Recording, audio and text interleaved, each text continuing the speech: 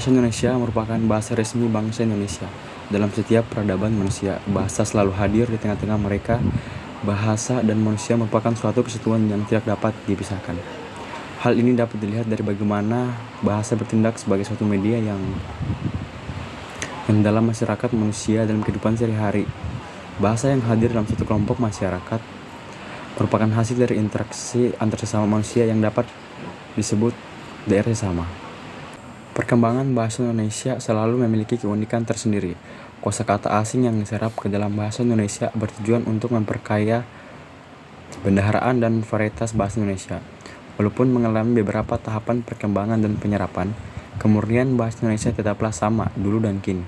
Adapun perkembangan bahasa Indonesia dapat dikelompokkan menjadi 3 bagian utama yang perlu diperhatikan.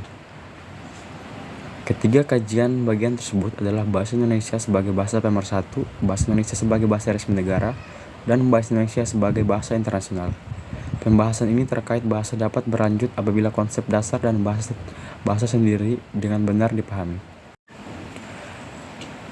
Berkembangnya bahasa Indonesia lisan maupun tulisan berkembang mulai pada saat terbentuknya, yaitu pada tanggal 28 Oktober 1928. Bersama dengan momen Sumpah Pemuda setelah terbentuk, bahasa Indonesia kini terus berkembang seiring berlalunya ejaan Van Oppijan, Swendi, Melindo, bahkan hingga ke ejaan yang disempurnakan, yaitu EYD. Bahasa Indonesia pada dasarnya adalah media untuk berkomunikasi, ternyata memiliki eksistensi yang lebih lagi. Bahasa Indonesia mencangkup hampir seluruh lapisan masyarakat, bahkan kebudayaan itu sendiri. Banyak sumber yang mengupas fungsi bahasa Indonesia, salah satunya Arifin, tahun 2008. Kedudukan bahasa Indonesia memiliki sifat-sifat fungsi. Yang pertama, lambang kebangsaan bangsa Indonesia. Bahasa Indonesia mencerminkan setiap nilai-nilai yang dimiliki oleh bangsa Indonesia.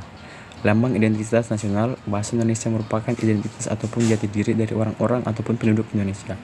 Yang ketiga, alat perhubungannya antar warga, antar daerah, antar budaya. Bahasa Indonesia menghadirkan segala aktivitas yang dapat menimbulkan kesalahpahaman di tengah-tengah masyarakat yang majemuk. Bahasa Indonesia yang merupakan bahasa Melayu yang telah berada di Indonesia sejak tahun 680 sebelum Masehi, membuat Indonesia menjadi lebih kokoh. Dengan berkembangnya zaman dan proses akulturasi, bahasa Indonesia tetap menjaga keutuhannya.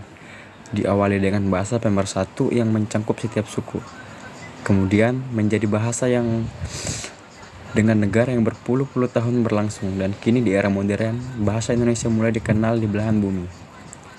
Dengan identitas yang berbeda, warga asing mulai mengucapkan bahasa Indonesia.